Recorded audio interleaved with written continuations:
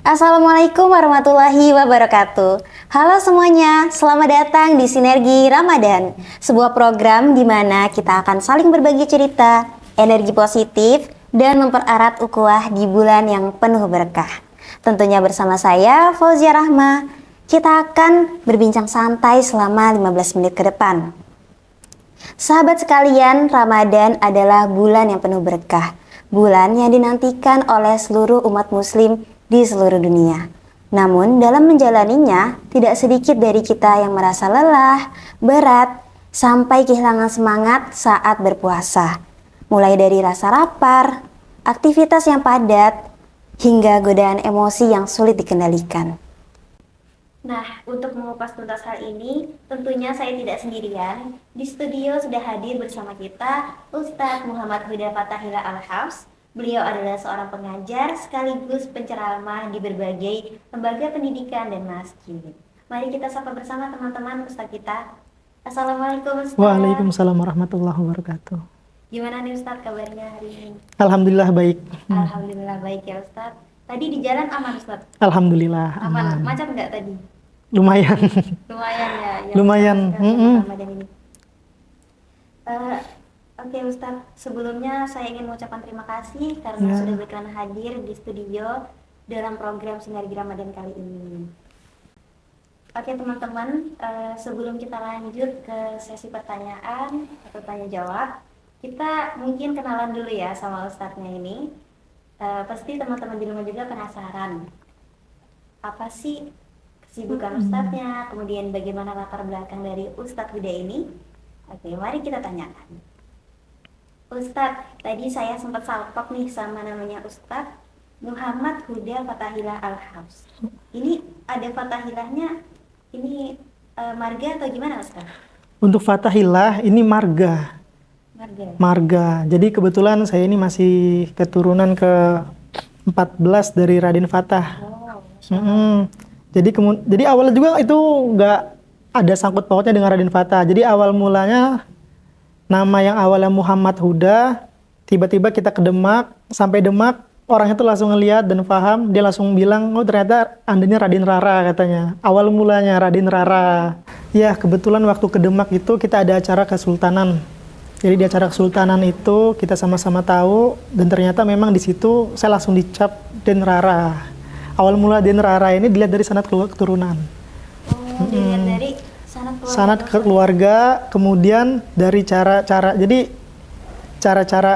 kita komunikasi gimana, kemudian silsilah sanadnya itu udah pasti ada jelas, dan dari siapa ke siapa kita semua udah ada jelas dari situnya. Wah, Masya Allah sekali ya, berarti Ustadz kita ini guys adalah keturunan dari Raden Fatah. Kemudian tadi saya belum tahu nih Ustadz, Raden Rara itu apa ya Ustadz? Kalau Raden Fatah kan saya sudah tahu, sudah ada di sejarah kita. Kalau Raden Rara itu kira-kira? Raden Rara itu nama gelar, nama keturunan, nama cucung-cucungnya. Oh. Jadi keturunan-keturunan yang 14 itu disebut Den Rara semua. Bahkan artis-artis pun yang disebut Den Rara ada. Artis-artis. Julukan.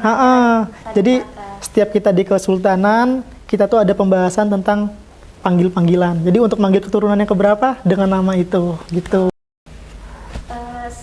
Kemudian saya penasaran nih Ustadz, kan tadi saya sebutkan bahwa Ustadz adalah seorang pengajar dan penceramah di berbagai masjid dan lembaga pendidikan. Iya, betul. Nah, boleh nggak sih Ustadz share sedikit kira-kira pengalaman Ustadz selama mengajar dan bagaimana kemudian Ustadz bisa ceramah di berbagai lembaga pendidikan dan masjid ini Ustadz? Boleh kasih mungkin tipsnya juga buat teman-teman kita di rumah biar bisa seperti Ustadz juga. Itu berawal dari mula waktu saya di pondok dulu. Jadi waktu saya di pondok dulu itu kan kita sistemnya ini ada keluar. Sistem keluar ini kita ke seluruh Indonesia. Wow. Jadi dari Aceh ke Papua, bahkan ke Sulawesi. Alhamdulillah itu semua udah kita kunjungin segala macam. Dan kunjungan dari pondok itu memang itu kegiatan pondok untuk keluar ke sana. Dan dari situ kita bisa belajar untuk menyampaikan segala macam tentang ilmu-ilmu yang udah dipelajarin itu semua. Jadi ketika kita mondok, kita di situ kita mulai kenalan orang. Berarti dari mondok emang udah turun lapangan ya Ustadz? Dari mondok udah turun lapangan langsung. Wah, keren banget teman-teman. Kalau dari Ustadz pribadi pernah kemana aja nih Ustadz? Alhamdulillah yang belum pernah cuma ke Padang. Cuman ke Padang. Berarti udah pernah ke seluruh Indonesia. Sudah, alhamdulillah. Itu kegiatannya ngapain aja, Ustaz? Kegiatan kita di sana cuma safari liburan. Bukan berarti Ustadz cuma sekedar safari, tapi kita juga butuh liburan. Oke, berarti liburan. Butuh liburan. Habis safari. Wah, Masya Allah sekali ya. Oke, begitu ya teman-teman. Berarti Ustadz ini memang sudah dari pondok itu terjun di lapangan, makanya bisa menjadi penceramah atau pendakwah di berbagai lembaga pendidikan dan masjid. Oke Ustadz, terakhir nih ya Ustadz, saya ingin tahu sih kira-kira kesibukan Ustadz sekarang nih apa aja nih Ustadz? Kesibukan saya sih alhamdulillah ya. Saya setelah lulus dari pondok itu langsung ditarik ke Rumah Sakit Urip. Rumah Sakit Urip? Rumah Sakit Urip ini. Alhamdulillah dari Urip ini langsung diangkat. Kebetulan wah, Masya Allah. Dari yang punya Urip langsung angkat kita sebagai Dewan Dakwah di Masjid Urip. Masya Allah, teman-teman. Kemudian setelah itu juga kita diangkat untuk menjadi staf di kajian-kajian segala macam di Urip ini. Dan setelah itu juga kegiatan saya alhamdulillah ngajar juga di Pondok Darul Muslimin. Oke, Pondok Darussalam. Darussalam dan Darul Muslimin. Oke, dua berarti ya Ustaz? Dua. Berarti tadi Ustaz ditarik ke lembaga Dewan Dakwah. Dewan Dakwah. Oke, Masya Allah sekali ya teman-teman, latar belakang Ustaz kita ini. Masya Allah sekali. Oke Ustaz, nah tadi kan saya sempat singgung sedikit ya Ustaz. Kita balik lagi ke topik pertama ya Ustaz, topik utama. Tadi saya sempat singgung sedikit soal puasa yang terasa berat Ustaz. Kan banyak nih Ustaz dari kita, terutama mahasiswa, pelajar, atau orang-orang kantor yang mungkin cukup sibuk ya dalam pekerjaannya, yang kadang ngerasa Ramadan kali ini tuh tantangannya berat banget Ustaz. Apalagi kemarin itu sempat banjir kan, terus kadang hujan, cuaca nggak nentu ya. Iya, cuaca nggak nentu, tiba-tiba hujan, tiba-tiba ada badai gitu kan. Nah, sebelum kita bahas lebih dalam, saya ingin bertanya dulu nih, dari pandangan Ustaz sendiri nih, wajar nggak sih Ustaz kalau misal kita sebagai seorang mukmin merasa puasa ini berat Ustaz? Puasa berat itu dari masing-masing orang itu hal wajar sebenarnya, itu hal manusiawi. Iya, manusiawi.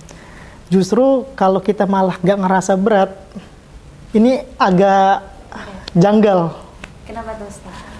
Karena ketika kita nyebut niat aja, pernah gak ngerasa kita itu gak makan seharian di luar bulan Ramadan? Tapi kita kayaknya enak-enak aja, rileks aja gitu kan. Tapi ketika kita bulan Ramadan, baru jam 8 udah mulai kerasa lemes-lemesnya. Nah itu, jadi antara niat dengan segala macam itu cangkup. Jadi ketika kita mengucapkan nawaitu, itu udah pas langsung. Ditulis tuh langsung, ujian-ujian kita udah tertulis semua di situ. Jadi makanya saya bilang, kalau misalnya orang-orang tiba-tiba ngerasa berat itu hal wajar.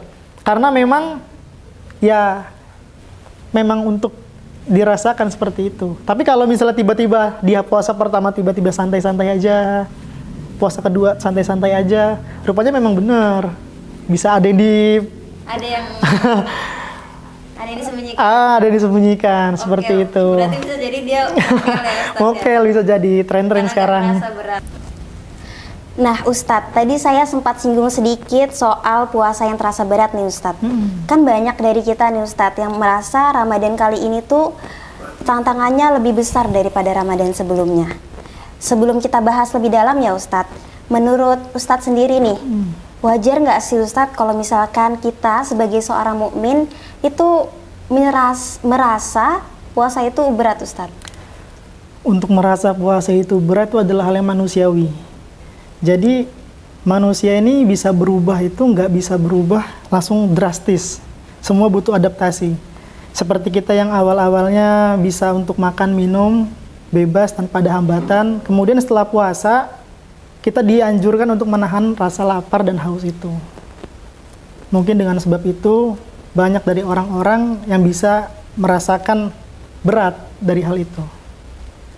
Oke, menarik sekali penjelasannya ya Ustadz. Kemudian misal kita dalam kondisi lelah, lapar, terus emosi yang tidak terkendali Ustadz nih. Gimana sih Ustadz cara kita untuk tetap menjaga niat dan keikhlasan agar puasa kita ini diterima di sisi Allah sebagai amal ibadah Ustadz? Untuk menjaga niat ya, untuk menjaga niat namanya manusiawi, itu hal-hal positif yang namanya emosi atau untuk lain-lainnya ya. Karena puasa ini kan seperti tadi yang saya bilang, karena puasa ini nggak cuman sekedar nahan lapar dan haus. Kadang kita ini mengoreksi diri kita bermuhasabah untuk menjadi yang lebih baik lagi. Kemudian juga kita juga udah menghabiskan masa-masa kita untuk menahan rasa haus dan lapar itu.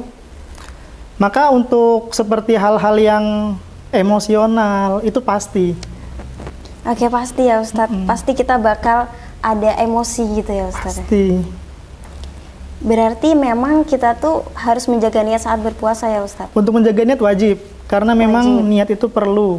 Jadi puasa tanpa niat kosong, sama aja nilainya. Tapi niat puasa tanpa niat itu kosong, niat tanpa puasa juga seperti itu. Ya, berarti harus sinkron Jadi ya Ustadz, harus antara keduanya. berjalan dua-duanya. Ya Ustadz, kan banyak ya Ustadz orang yang beraktivitas seperti bekerja, kuliah, atau berkegiatan di luar ruangan ya Ustadz. Apalagi sekarang cuacanya sangat terikan ya Ustadz. Saya ingin tahu kira-kira apa aja sih tips dari Ustadz agar kita itu saat menjalani aktivitas itu kita nggak hilang semangatnya Ustadz.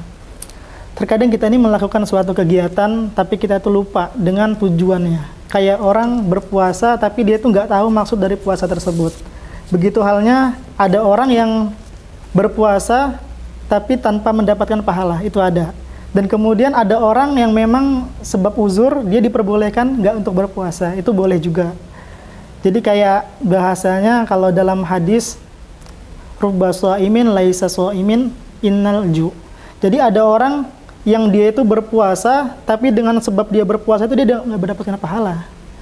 Disebabkan karena dia itu masih memakai kasar-kasar dia, bahasa-bahasa kasarnya, atau dalam bahasa lain seperti ghibah, membicarakan aib orang lain, seperti itu. Berarti belum menjaga lisannya ya Ustadz? Untuk menjaga lisan, nggak semua orang mampu, jadi kurang lebih ya seperti itu. Baik, luar biasa sekali. Kadang kan rasa berat dalam puasa itu bukan karena soal fisik ya Ustadz, tetapi juga ada yang dari hati, kayak malas beribadah, atau kita emang sejak awal puasa itu kurang semangat gitu Ustadz. Nah, gimana sih menurut Ustadz untuk membangun kembali semangat spiritual kita terutama di bulan Ramadan ini Ustadz? Ini yang perlu saya katakan tadi, seperti tadi yang saya bilang, semua itu tergantung dari niat. Innamal a'malu binniyat. Jadi jauh sebelum dari puasa seharusnya kita itu memang sudah menyiapkan diri kita untuk bisa niat dalam puasa. Karena ketika kita mulai niat, itu malaikat itu sudah mencatat semuanya. Jadi dari kita niat itu tuh langsung tercatat dari ujian-ujian kita. Kita udah niat itu udah bakal datang ujian. Jadi namanya tiba-tiba perasaan jengkel, terus tiba-tiba emosi naik, dan tiba-tiba lemas, segala macam itu hal biasa. Memang karena ketika kita udah baca niat, nawa itu langsung dicatat. Ujian untuk orang ini seperti ini, untuk ujian seperti ini, seperti itu. Oke Ustadz, berarti emang sebelum kita berpuasa, kita harus meniatkan dari jauh-jauh ya Ustadz. Sebagai penutup nih Ustadz dari sesi diskusi ini, saya ingin tahu, ada nggak pesan dari Ustadz untuk kita semua agar kita tetap mampu menjalani puasa dengan lebih ringan, ikhlas, dan tentunya penuh keberkahan Ustadz? Puasa ini satu tahun itu ada 12 bulan. 12 bulan itu meluangkan puasa cuma sebulan. Minimalnya kita selagi mumpung masih ada bulan puasa, jangan pernah kita lalai dari kebaikan. Minimal kalau kita nggak bisa melakukannya selama 1 bulan, minimal kita bisa melakukannya dalam 3 hari. Kalau 3 hari juga kita belum mampu untuk melakukan kebaikan, coba luangin waktu 1 hari aja. 1 hari aja untuk kebaikan. Entah itu kebaikan apa. Jadi bagaimanapun kadang kita ini lupa. Kadang kita ini ngerasa kalau kita ini hidup, tapi kita ini kayak seolah-olah nggak mati. Oke. Iya ya Ustadz, kadang kita ngerasa hidup terus gitu ya Ustadz. Iya, benar. Tanpa mikirin kapan maut mati, menjemput. betul. Kadang kita lupa tuh. Kita kadang lupa kapan kita nih mati gitu. Kita nggak mikir ke sana, tapi kadang kita tuh nggak tahu kan ke depannya kita nih ketemu dengan Ramadan lagi atau enggak. Bahkan kita keluar dari studio ini nggak tahu siapa yang meninggal, kita nggak tahu kan. Berarti memang kita harus memanfaatkan waktu yang ada saat ini ya Ustadz. Karena belum tentu teman-teman kita bertemu dengan Ramadan selanjutnya. Masya Allah sekali. Terima kasih Ustadz atas jawaban-jawabannya. Dan semoga ilmu dan pesan yang Ustadz sampaikan bermanfaat untuk kita semua, terutama untuk teman-teman yang mendengar di rumah. Semoga dari perbincangan singkat kita kali ini, kita semakin memahami bahwa rasa berat saat berpuasa itu hal yang manusiawi. Namun dengan niat yang kuat, kesabaran, dan tentunya keikhlasan, insya Allah puasa kita kali ini akan menjadi amal ibadah di sisi Allah Subhanahu wa Ta'ala, tentunya dengan penuh makna dan keberkahan. Saya Fauzia Rahma pamit undur diri. Sampai jumpa di episode Sinergi Ramadan berikutnya. Wassalamualaikum warahmatullahi wabarakatuh.